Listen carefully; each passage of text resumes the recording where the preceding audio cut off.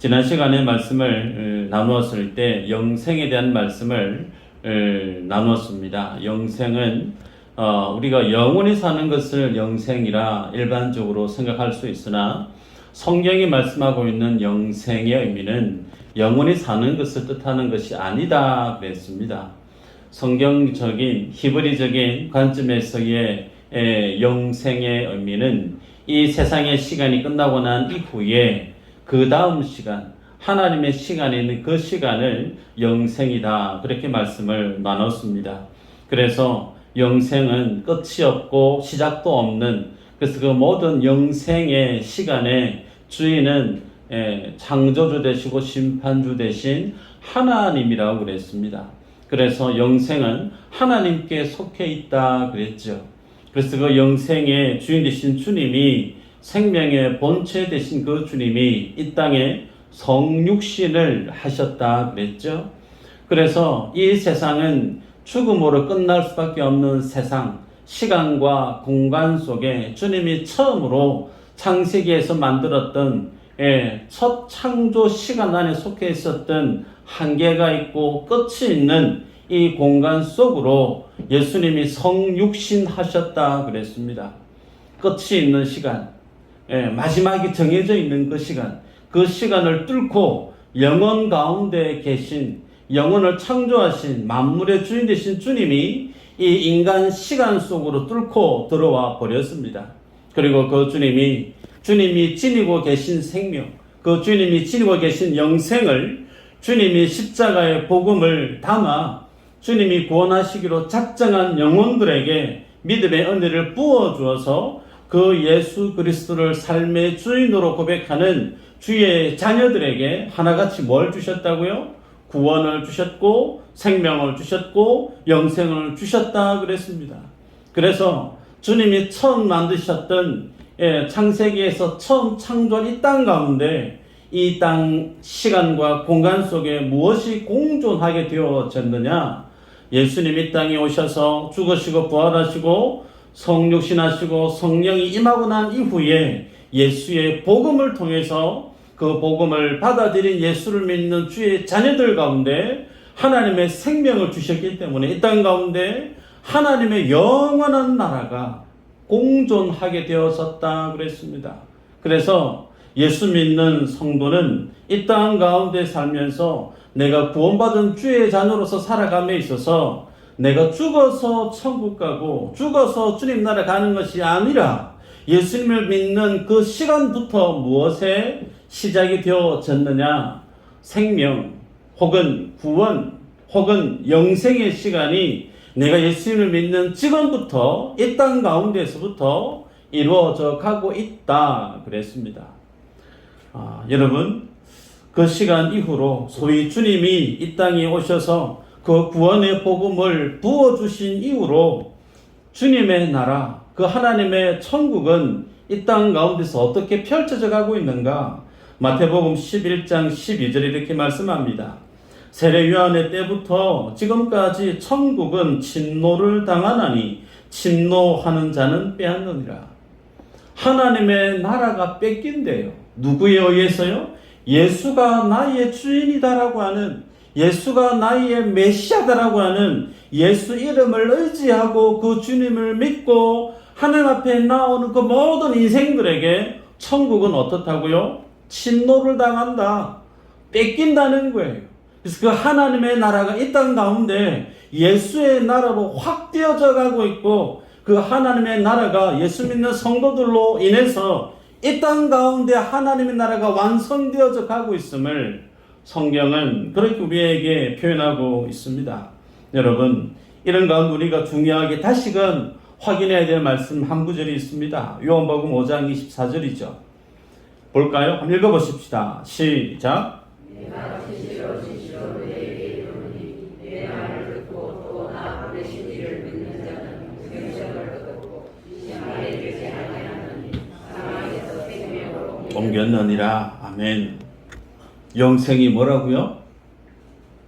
심판에 이르지 아니하는 것, 심판에 이르지 아니하는 것이 생명이라 말씀했고, 그 사망에서 옮겨진 것, 사망에서 생명으로 옮겨진 것, 그것이 영생이라고 그랬습니다. 그래서 예수님은 영생과 구원과 생명을 혼용, 같이 이 패키지로 묶어서 설명하고 있다. 우리가 지난 시간에 말씀을 보았습니다.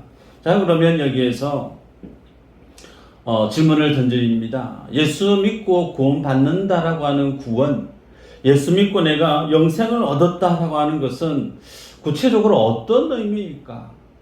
내가 예수님을 믿고 구원받은 주의 자녀가 되고 내가 예수님을 믿어서 영생을 소유한 하나님의 자녀가 되었다라고 하는 것은 구체적으로 어떤 의미로 내 안에 적용되어질 수가 있을까?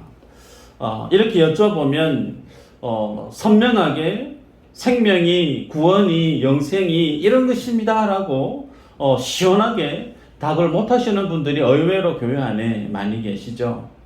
그래서 구원이 뭐고 영생이 무엇이고 생명이 무엇인지 우리가 확인하게 잘 알려고 하면 한 가지를 확인하면 선명해집니다. 그게 뭐냐면 사망이라는 거예요. 죄로 인해서 모든 인생이 사망에 빠질 수밖에 없었던 성경이 말씀하고 있는 사망의 의미가 뭔지, 그 사망 앞에 드려져 있는 인생이 어떤 존재인지를 확인하게 되어지면 그 정면에 대치되어져 있는 구원의 어떤 의미인지, 생명이 어떤 것인지, 영생이 어떤 의미인지를 보다 선명히 확인할 수가 있겠죠. 로마서 6장 23절에 보면 죄의 싹은 사망이다 그랬습니다. 앞서 건 2년 가까이 에베소서 말씀을 보면서 하나님 앞에 서 있었던 인생은 어떤 존재로 드러나느냐, 죄와 허물로 죽었던 존재라고 우리는 누누이 에베소서 말씀을 통해 확인했었습니다. 그래서 하나님 앞에 서 있는 모든 인생은 의인이 단 한 사람도 없다. 모든 인생이 다 치우쳐서 죄에 빠져 있고 그 죄의 결국은 사망으로 결론이 내려져 있음을 우리 모두는 다 알고 있습니다. 교회에 오면 예쁜 화병에 꽃꽂이가 되어져 있는 꽃을 여러분이 보실 때가 있습니다. 조 권사님께서 예쁜 꽃을 그렇게 꺾어가지고 꽃에 다 담아놔서 봅니다. 그걸 보면 보는 이마다 어떤 마음이 들까요? 참 이쁘다. 저만 느끼는 거 아니죠. 볼 때마다 참 좋다, 이쁘다. 이쁜 걸 보면 마음이 이뻐지는 것 같아요. 그런데 한 주가 지나고 시간이 조금 더 지나고 나면 그 이뻤던 모습이 사라지고 없어요. 쟤 빨리 치워야 되겠구나. 정리해야 될 가치로 바뀌어져 버리고 맙니다. 반면에 또 다른 윤모 권사님이 계세요. 그분은 교회 오시면 문을 활짝 엽니다. 문을 활짝 열고 선풍기를 돌리고 꽃의 화분이 햇빛이 있는 곳으로 옮겨가고 땀 뻘뻘 흘리면서, 그리고 물도 막 줍니다. 그 권사님이 왔다 가시고 나면 시들시들했던 화초의 잎사귀가 생기가 도는 걸 봅니다. 차이가 뭐가 있을까요? 뿌리의 관건이죠. 이쁘긴 똑같이 이쁘고 똑같이 정이 갈 만큼, 눈길이 갈 만큼 좋은 건데, 그럼에도 불구하고 시간이 지나도 변하지 않는 것이 있고 시간이 조금만 지나고 나면 변하고 마는 것이 있어요. 그 차이는 뿌리가 있느냐 없느냐. 뿌리가 없으면 아무리 살아있는 것처럼 이뻐 보여도 결국은 죽고 시들어지고 맙니다. 그 차이가 우리 인생과 똑같다는 거예요. 인생이 하나님의 뿌리 속에 깊숙이 뿌리를 내리고 살아가는 인생은 살아있습니다. 그러나 하나님께 삶의 뿌리를, 영혼의 뿌리를 깊숙이 내리지 않고 있으면 살아있는 것 같아도 어떻다는 거예요? 죽어 있다는 거예요. 그래서 옥스퍼드 대학의 맥그레스라고 하는 교수님이 내 평생에 가는 길이란 책에서 인생에 대해서 이렇게 필요합니다. 짧고 상쾌한 산책일 줄 알았던 것이 미처 제대로 준비되지 않은 마라톤으로 바뀐다. 산책인 줄 알았던 인생이 조금 지나고 나니까 미처 준비를 제대로 하지도 못한 채 달려가야만 되는 마라톤으로 바뀐다. 여러분들이 그런 경험들 하셨을 겁니다. 꼬맹이일 때 아빠 손 들고 엄마 손 붙들고 도시에 관광을 가든 여행을 가든 혹은 산책길을 가든 그렇게 부모님 손 붙들고 쫄래쫄래 따라가면 그 시간이 즐거워요. 맛있는 것도 사주시고 원하는 것도 들어주시고 엄마 아빠와 같이 세상에 나오며 살아가면 참 재밌구나 즐겁구나. 그런 우리의 삶의 첫 시작기점은 마치 산책처럼 여겨집니다. 그런데 조금만 시간이 지나고 나면 그 산책길이 아닌 마라톤으로 바뀌어져 버린다는 거예요. 그 마라톤 끝이 보이지 않습니다. 그리고 그 마라톤 홀로 외롭게 뛰어가야만 되죠. 그리고 그 시간을 달려가는 기간 동안 우리 모두가 인생의 마라톤을 함께 걸어가고 달려가고 있는데 중도에 너무 힘들어서 그 마라톤을 포기하는 사람도 있습니다. 그 마라톤 앞에 좌절하는 사람도 너무나 많습니다. 좌절하고 포기하고 쓰러져 버린 이들이 얼마나 많은지 몰라요. 왜 그럴까요? 성경은 인생이 하나님을 떠나서 죄 가운데 있게 되어질 때 그 사망의 모습이 마치 그와 같다라는 거죠. 하나님과의 관계가 끊어져 버렸기 때문에 인생에게 고통이 있고 슬픔이 있고 아픔이 있고 괴로움이 있고 결국에는 늙어지고 늙고 난 이후에는 늘 병과 함께 친구 삼아 지내다가 결국은 사망이라고 하는 그 레일을 벗어나지 못하는 그 굴레 속에 속박 속에 갇혀 살아가는 이들이 인생이라는 거죠. 그런데 이것이 성경이 얘기하는 사망의 상태입니다. 여러분, 이런 사망의 상태에서 생명과 구원의 모습을 상징적으로 잘 설명하고 있는 성경이 어디냐면 누가복음 15장에서의 탕자의 비유라 말할 수가 있습니다. 여러분 다 잘 아실 텐데 둘째 아들이 아버지에게 자신의 유산의 몫을 미리 청구합니다. 그래서 미리 아버지로부터 유산을 받아서 정산을 해서 해외로 자기 마음대로 떠나서 그 모든 재산을 허랑방탕하게 다 써버리고 말죠. 그리고 나서 빈털터리 되고 난 이후에 그 둘째 아들은 돼지 치는 집에 들어가서 아르바이트를 하는데 심지어 먹거리가 없다 보니 돼지가 먹는 쥐염 열매를 그 속에서 같이 먹으면서 돼지와 생존 경쟁을 해야 되는 존재로 전락하고 맙니다. 그렇게 처절하게 무너져 버린 인생이 나중에는 그가 떠올리면서 내가 아버지께로 돌아가야 되겠다라고 하는 굳은 마음을 갖게 되죠. 그런 내용이 누가복음 15장 17절 18절에 있습니다. 읽어보면 이에 스스로 돌이켜 이르되 내 아버지에게는 양식이 풍족한 품꾼이 얼마나 많은가. 나는 여기서 줄여 죽는구나. 내가 일어나 아버지께 가서 이르기를 내가 하늘과 아버지께 죄를 지었사오니.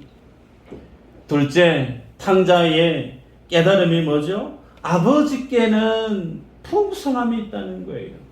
아버지께 가면 내가 쥐염열매 먹지 않아도 인생 풍부하게 살아갈 수 있는 복된 삶을 살아갈 수가 있다는 거죠. 두 번째는 그 아버지 앞에 나아가는데 자기 자신을 어떻게 평가하고 있죠? 내가 아버지와 하나님께 내가 죄를 지었다라고 얘기를 합니다. 그러기에 여러분, 아버지를 떠난 것이 곧 죄입니다. 아버지 하나님을 떠나버린 것이 곧 사망의 결국에 떨어지고 말죠. 반대로 아버지께로 돌아가는 것이 뭐라는 거예요? 그 죄에서 돌이키는 하나님의 의를 완성해내는 겁니다. 성경이 말씀하고 있는 의라고 하는 것은 하나님과 창조 피조물 간에 맺어져 있는 관계에 있어서의 모든 그 필요한 것들을 충족시키는 관계성이 성경이 말씀하고 있는 의라 그랬습니다. 하나님이 창조주면 그 창조자 앞에 서 있는 피조물은 어떠해야 되죠? 창조주 하나님이 명하신 뜻 가운데 순응하는 거예요. 그것이 성경이 말씀하고 있는 의라는 거예요. 죄는 그 창조주 하나님이 원하시는 그 뜻을 떠나서 내 뜻, 내 마음대로 살아가는 그것이 곧 죄요. 그 죄의 싹은 결국은 뭐죠? 사망으로 결론이 나고 만다는 겁니다. 그러기에 아버지를 떠나버렸던 그 둘째가 아버지께로 돌아가서 그의 삶의 처소가 이제 아버지가 되어지는 거죠. 아버지가 내 삶의 처소가 되어지는 것, 그것이 곧 성경이 말씀하고 있는 구원의 의미임을 비유의 말씀을 통해서 제시합니다. 예수님은 구원에 대해서, 영생에 대해서 설명하실 때 이런 말씀을 종종 하셨어요. 요한복음 6장 56절 보면 내 살을 먹고 내 피를 마시는 자는 내 안에 거하고 나도 그의 안에 거하나니. 중요한 말씀이 안에 거한다라는 거예요. 연합을 뜻하죠. 또 요한복음 15장 7절 한번 읽어볼까요? 시작. 너희가 내 안에 거하고 내 말이 너희 안에 거하면 무엇이든지 원하는 대로 구하라. 그리하면 이루리라. 이 말씀에도 중요한 포인트가 뭐냐면 안에 거하는 거예요. 소위 예수님과 그 예수님을 주라 고백하는 주의 자녀들이 온전히 연합되어져서 나의 거처는 예수님이 되고 예수님의 거처는 내가 되는 거예요. 그래서 온전히 하나가 되어지는 연합. 그래서 안에 거하는 그것이 곧 성경이 말씀하고 있는 구원임을 말씀합니다. 그래서 누가복음 15장에 24절에 돌아온 그 아들을 탕자의 그 아버지가 이렇게 얘기하죠. 이 내 아들은 죽었다가 다시 살아났으며 내가 잃었다가 다시 얻었노라 하니 그들이 즐거워하더라. 아버지를 떠나버린 거 죽음이라는 거예요. 사망의 자리였다는 거예요. 그런데 아버지께로 다시 돌아와서 아버지 그늘이 내가 있어야 될 내 삶의 거처임을 고백했을 때 그 둘째의 아버지는 내가 다시 아들을 얻었다. 다시 살아났다. 구원받았다라고 말씀을 합니다. 여러분, 이 과정 가운데 둘째의 삶에 대해서 충분히 우리가 상상할 수 있는 것이 그 둘째가 아버지로부터 재산을 달라고 하는 그때와 모든 재산을 잃어버리고 다시금 나갔다가 돌아와서 아버지의 그 용서하심을 받았던 그 둘째 전후 똑같은 인물이지만 자신의 아버지를 바라보는 그 마음이 똑같을까요? 전혀 다릅니다. 전혀 달라요. 둘째를 받아주셨던 그 아버지의 끝없는 용서에 그 사랑에 감동되지 않을 수가 없는 거예요. 자신을 품꾼으로 써달라고 그런 마음으로 돌아왔던 그에게 아버지는 옷을 다 갈아입히죠. 자신의 아들임을 증명하는 반지, 가락지를 새롭게 끼워줍니다. 그리고 잔치를 거하게 베풀지 않습니까? 그러면서 한없이 넓으신 자기를 용서해주고 사랑해주시는 아버지의 사랑 앞에 무릎 꿇을 수밖에 없는 거예요. 그래서 이전에는 아버지에 대한 마음이 의무감이었고 이전에는 아버지에 대한 마음이 조금 차가운 마음이었다면 한번 죽었다가 살아나서 주님 앞에 나와왔던 이 둘째 탕자의 그 마음은 아버지에 대한 사랑으로 가득 찼다는 거예요. 여러분, 이 모습이 어떤 모습인가? 우리의 모습이어야 된다는 거예요. 예수님을 믿고 내가 죄 용서함을 받아서 내가 사망의 자리에 있어야 되는데 그 사망의 자리가 아닌 예수님을 믿음으로 내가 생명을 얻었고 영생을 지닌 자임을 내가 알게 되어지면 나를 그렇게 대해주시고 나를 그렇게 품어주시고 살려주신 하나님께 대한 나의 믿음의 고백이 어떠해야 되겠는가? 늘 주님 생각하면 그 사랑하심 앞에 무릎 꿇을 수밖에 없고 정말 주님 우리에게 요구하시던 것처럼 생명 다해서 뜻 다해서 목숨 다해서 주 너희 하나님을 사랑해라. 우리가 그렇게 주님을 사랑할 수 있는 그 믿음의 은혜를 기억하는 자는 구원받은 영생을 지닌 자의 그 삶들 속에 무엇이 드러날까요? 사랑함이 드러난다는 거예요. 그래서 내가 주님 앞에 내가 구원받은 자가 맞는가? 내가 주님이 주시는 영생 소유자가 맞는가? 이 질문에 대한 열매는 무엇으로 드러나느냐면 사랑하는 것에 있다는 거예요. 하나님을 그렇게 사랑하는 마음이 내 속에 일어나고 있고, 주님이 명하셨던 내 이웃을 내 몸처럼 사랑해라 라고 하셨던 이웃에 대한 그 사랑함이 내 속에 기쁨으로 감사함으로 그 삶을 살아가게 되어지는 것이 내 안에 내가 경험하게 되고 내가 확인할 수 있는 구원받음의 천국에서의 삶의 모습임을 성경이 우리에게 제시합니다. 여러분, 그러면 그렇게 하나님의 은혜를 구원을 입은 주의 자녀들이 살아가는 그곳이 어딜까요? 하나님의 나라죠. 그곳이 천국이에요. 그래서 천국은 어떤 사람들의 모임이냐면 자기 자신을 위해서 사는 자들이 없습니다. 천국이 어떤 것이라고요? 자기 자신을 위해서 사는 자가 없다니까요. 천국은 하나님을 위해서 삽니다. 천국은 자기를 사랑해야 될, 이웃을 사랑해야 될, 사랑하기 위해서, 다른 사람을 사랑하기 위해서 살아가는 사람들이 모여있는 곳이 어디라고요? 천국이에요. 그래서 이웃을 사랑하고 또 다른 누군가를 사랑하기 위해서 모여있는 그곳에 싸움이 있을 수 있을까? 다툼이 있을 수 있을까? 천국은 나의 자존심이나 나의 높아짐이나 나의 어떤 욕심이나 생각을 취하기 위한 공간이 아닙니다.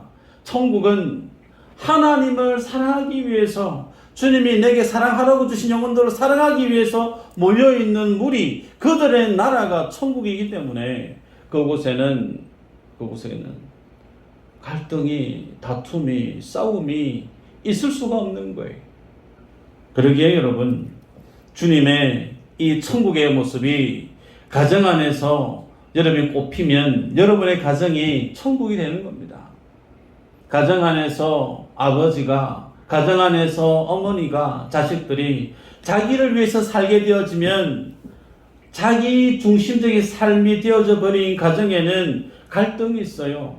언쟁이 높아집니다. 그러나 그 모든 가족 구성원들이 나를 위해 살지 않고 나의 가족을 위해서 살게 되어지는 그 가정은 날마다 웃음꽃이 필 수밖에 없어요.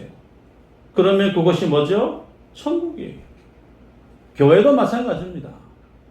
교회도 나를 위해서, 다른 사람이 나를 알아주고 다른 사람이 나를 위해서 있어야 된다고 생각하게 되어지는 그 교회는 늘 갈등이 일죠. 그러나 그렇지 않고 다른 사람을 섬기기 위해서 모여있는 그 교회는, 그 교회가 곧 뭐라는 거예요? 천국이라는 거예요.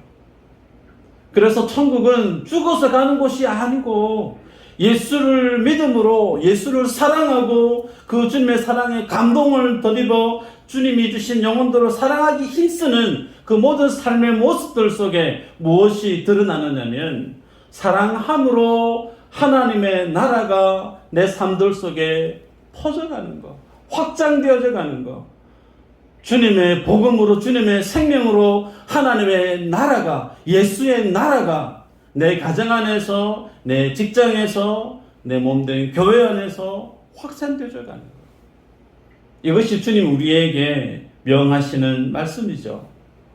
이 하나님의 나라를 만들게 하기 위해서 주님이 오늘 우리가 3주 걸쳐 보고 있습니다. 오병이어 표적을 행하시면서 친히 자신의 살을 찢으시고 모든 피를 흘리셔서 내가 주는 것이 곧 생명의 떡임을 믿게 해서 주님이 꿈꾸는 그 예수의 나라, 하나님의 나라, 영원한 생명을 지닌 자로서, 하나님의 구원을 지닌 자로서 하나님의 나라를 만들어 가기를 원해서 성부 하나님께 보냄을 받았고, 보냄받은 그 주님은 자신의 사명을 오롯이 성취해 내셨던 예수님, 그 삶을 오병이어 표적으로 주님이 지금 제시하고 있다는 거죠. 여러분, 그런데 이러한 하나님의 원대한 하나님의 나라에 대한 밑거름이 예수님이 공생의 사역 때만 보여졌던 이례적인 모습이었던가? 그거 아니라는 거예요. 성경은 우리가 읽었던 본문의 말씀에 보면 49절에 너희 조상들은 광야에서 만나를 먹었어도 죽었거니와 그랬습니다. 예수님이 광야에서 이스라엘 백성들이 먹었던 만나 사건을 무엇으로 표현하고 있느냐면 그 만나는 자기 자신을 표적하고 자기 자신을 상징하고 있는 생명의 떡으로 주님이 상징적으로 설명하고 계세요. 그래서 그 만나는 이미 오실 예수 그리스도에 대한 예표적인 사건으로 만나는 곳 예수님을 상징하고 있다, 그렇게 말씀하시는 거죠. 그래서 그 예수님의 살을 구약 이스라엘 백성들이 광야에서 먹었는데, 그러면 영원히 주님을 먹음으로, 주님의 살을 마심으로 죽지 않고 영원히 살아야 되는데, 예수님이 말씀하죠. 읽었던 본문의 49절에 죽었거니와, 다 죽었다는 거예요. 여러분, 여기에서 오늘 본문의 말씀에 포인트가 있습니다. 여러분, 생명의 떡으로 제시되었던 만나를 먹어도 유대인들이 다 죽었다라는 사실, 그들은 시험을 통과하지 못했다는 거예요. 우리가 첫 시간에 보았습니다. 6장 6절에 보면 예수님이 빌립을 시험했다라는 표현이 있죠. 시험했다. 그리고 예수님께서 이스라엘 백성들을 광야 40일 동안 그들 이끌었던 것은 이스라엘 백성들을 뭘 했다고 전제하고 있느냐면 그들을 시험했다는 거예요. 그런데 그 시험을 이스라엘 백성들은 하나같이 다 통과하지 못했기 때문에 광야에서 다 죽었다는 겁니다. 하지만 예수님께서 이 땅에 오셔서 그 40년에 해당되지는 기간을 한 날로 삼아서 40일간 주님이 그 모든 과정들을 이겨내셨습니다. 여러분, 시험이란 게 뭘까요? 시험. 만나를 주심으로 주님이 그들을 시험했을 때 그들의 삶의 모습은 먹거리가 부족했다는 거죠. 애굽에서는 고기도 먹고 뭣도 먹고 배불리 먹었는데 주님 따라 나왔는데 먹거리가 아무것도 없고 정말 원망이 하늘을 찔렀습니다. 그때 주님이 만나를 주신 거죠. 그러면서 주님이 뭘 시험했느냐면 만나를 주시고 먹거리를 주시고 고기를 주시면 우리가 주님을 원망하지 않고 주님을 예배하고 주님과 연합되어져서 하나님을 찬양하는 자로 내가 살 수 있을 것 같다라고 하는 그들의 마음이 정말 그러한가. 주님이 그들에게 40년 동안 만나와 메추라기를 먹여 시험했다는 거예요. 그런데 그들이 배가 불렀을 때, 그들이 요구하는 것들이 채워졌을 때 하나님 앞에 뜨거운 믿음의 고백으로 연합된 그 하나님을 삶의 주인으로 예배하고 기뻐하고 순종했던가? 안 그랬다는 거예요. 그들은 때마다 시마다 주님 앞에 요구했지만 그 모든 것들 주님이 다 들어주셨음에도 불구하고 그들은 여전히 하나님을 떠나버렸던, 하나님의 시험 앞에서 하나같이 실패했던 인생들임을 기록으로 남겨놓았습니다. 여러분, 이 사실이 오늘 우리에게 중요한 것은 성경은 하나님 앞에 서 있는 인생이 어떤 존재라 말씀하고 있느냐면, 돈을 달라고 하면 주님이 돈 주십니다. 건강을 달라 하시면 주님이 건강 주세요. 세상 속에 필요한 것들 지금 우리에게 달라 그러면 주님이 주실 수 있는데, 그것을 다 주었다고 해서 인생이 하나님을 향해서 마음 다해, 뜻 다해, 생명 다해 그 주님을 살아가는 자가 될 수 있느냐? 노라요. 인생이 요구하는 것을 다 주님이 들어줘도 인생은 만족할 줄 모르는 존재라는 거예요. 하나님으로 만족할 수 없는 인생은 세상의 많은 것들을 다 누린다고 손치더라도 절대로 만족할 수 없는 존재가 인생이라는 겁니다. 그러기에 주님이 이 땅 가운데 오실 수밖에 없었다는 거예요. 여러분, 주님이 오병이어 가운데 보리떡을 나눠주면서 주님이 친하신 말씀이 내 살을 먹으라, 내 피를 마시라, 그리하면 너희가 죽지 않고 영생하리라 말씀을 하셨습니다. 여러분, 그러면 만나와 예수님의 살과 피가 다를까요? 다를까요? 예수님의 살을 먹으면 정말 죽지 않고 살 수 있을까요? 그것이 지금 오병이의 표적으로 제시되어지고 있습니다. 여러분, 다르지 않습니다. 본질적으로는 같아요. 그런데 왜 주님은 이스라엘 백성들은 만나를 먹었을 때 다 죽었는데 너희가 내 살을 먹어라. 너희가 내 피를 마시라. 그러면 너희가 영원히 산다. 이 말씀을 하셨을까? 여러분, 우리들도 예수님을 처음 믿었을 때 얼마나 뜨거웠습니까? 주님을 만났을 때 정말 감격이 되고 감사가 되고 내 모든 삶을 주님께 내 드리리라. 뜨거운 믿음의 고백으로 주님 앞에 열심을 다해 섬겼던 적이 다들 있었으리라 믿습니다. 그렇던 믿음의 그 뜨거움이 사시사철 동일하던가요? 그렇지 않습니다. 부끄러운 고백이지만 우리의 믿음의 모습은 참 양은 냄비처럼 한때 뜨거웠다가 식었다가 마치 조울증 환자처럼 우리의 신앙이 마치 그렇게 낙폭이 크지 않습니까? 그런데 우리가 예수님을 믿어 신앙생활을 하고 있는데 주님 우리에게 뭘 선언하고 있죠? 영생을 지닌 자라고 말씀합니다. 생명을 얻은 자라고 말씀해요.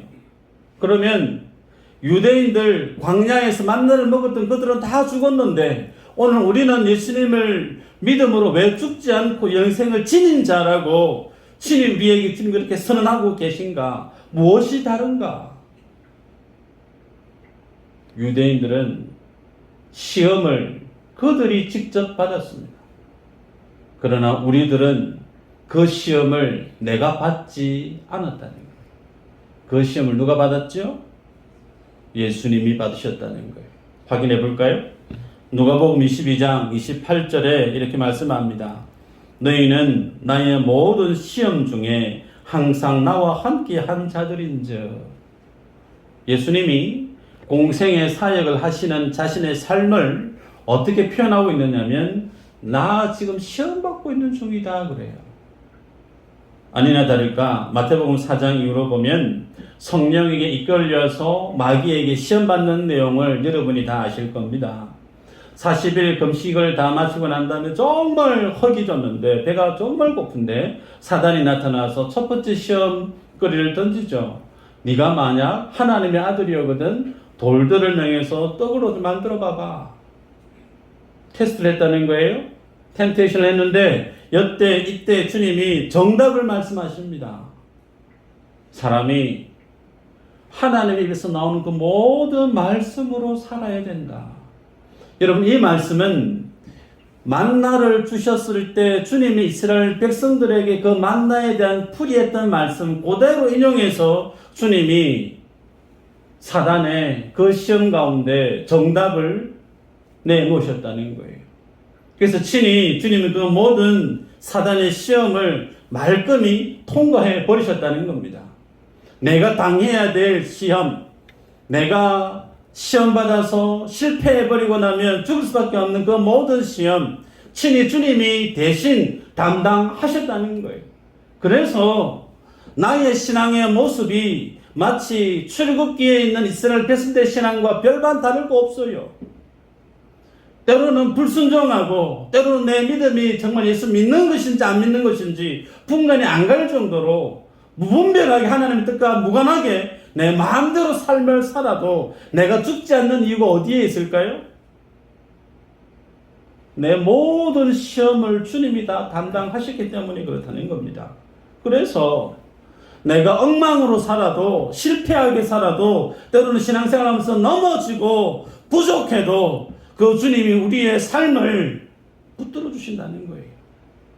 여러분 그 주님이 주신 생명, 그 주님이 주신 영생이 얼마나 부유한가. 주님의 오병이의 표적 가운데 12바구니를 남기셨다는 거예요. 여러분 주님이 우리를 구원하시는 구원하심은 정말 풍성함을 보장하고 있는 구원하심이에요.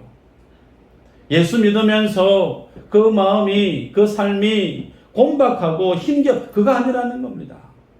그러면 여기에서 이제 말씀을 맺는데요. 여러분에게 질문을 던집니다. 나는 예수님을 믿어서 나는 구원받은 주의 자녀임을 내가 믿는단 말이에요. 그러면 내 삶이 정말 12바구니가 남았던 것처럼 그렇게 내 삶이 풍요로워야 되는데 왜 내 삶은 풍요롭지가 않을까? 이 질문에 속으로 아멘 되어주신 분이 있을지 모르겠습니다. 초신자분들이 교회에 와서 신앙생활에 갈등이 있을 때 툭툭 던지는 그런 말이 있어요. 뭐냐면, 목사님, 예수 믿으면 교회 신앙생활 하면 뭐 좀 잘 될 줄 알았는데 뭐 되는 게 아무것도 없네요. 예수 믿고 열심히 헌금 생활하고 좀 봉사 열심히 하면 내가 뜻하는 대로 좀 시원시원하게 형통하게 좀 풀릴 줄 알았는데 뭐 별 모르겠는데요. 신앙생활 해야 될까요? 말아야 될까요? 여러분, 예수님을 믿음으로 인한 구원받은, 예수님을 믿음으로 인한 영생에 대한 그 하나님 나라의 풍성함은 여기에 있지 않습니다. 한 구절 볼까요? 갈라디아서 5장 22절인데 말씀 있는지 모르겠습니다. 예수님을 믿음으로 하나님 우리에게 생명을 주시고 구원에 대한 영생을 주신 것은 무엇으로 드러나느냐? 말씀 갈라디아서 5장 22절의 말씀 다 아실 텐데, 사랑과 희락과 화평과 오래 참음과 자비와 양성과 충성과 온유와 절제, 성령의 9가지 열매, 아마 다 아실 거예요. 여러분, 예수님을 믿게 되어지면 하나님이 나를 구원하신 그 구원의 열매가, 영생의 증거가 무엇으로 드러나느냐면, 내 통장 잔고가 막 늘어나고 내 육신의 질병이 아무것도 없어지고 내 자녀들이 뭘 해도 다 잘 되고, 여러분 그런 거 원하실지 모르지만 성경이 하나님이 우리에게 주시고자 하시는 참된 구원에 대한 진리는 그것이 아니에요. 방금 읽어드렸던 갈라디아서 5장 22절 성령의 열매입니다.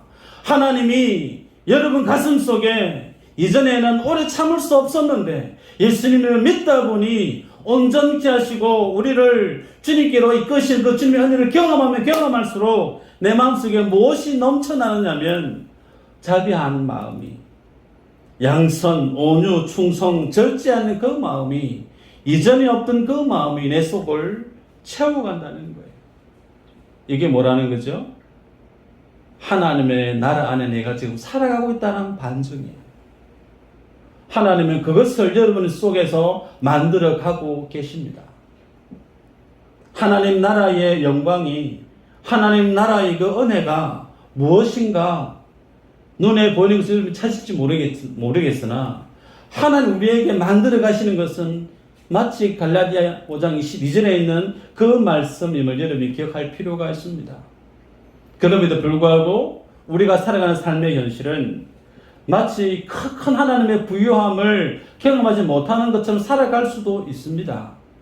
그런데 주님이 주시고 하는 그 구원의 마지막, 그 모든 영생의 마지막은 그 하나님의 나라에 우리의 눈이 마치 그걸 보는 것 같지 않고 눈과 눈을 얼굴을 대면해서 보는 것처럼, 그때 가면 계시록에서 말씀하시는 것처럼 다시는 슬픔도 죽음도 고통도 괴로움도 없는 그 하나님의 나라를 맛보아 알게 되어지는 거예요. 그것을 내다보면서 오늘 우리는 내 안에서 주님을 더욱더 가까이 할수록, 주님의 은혜 앞에 나아가면 나아갈수록 주님이 내 안에 없었던 성령이 그 9가지 열매가 주렁주렁 풍성하게 내 삶을 채워가게 만드는 것, 그것이 주님 우리에게 일구고 있는, 만들어가고 있는 영생, 구원, 생명에 대한 열매임을 성경이 말씀하고 있어요.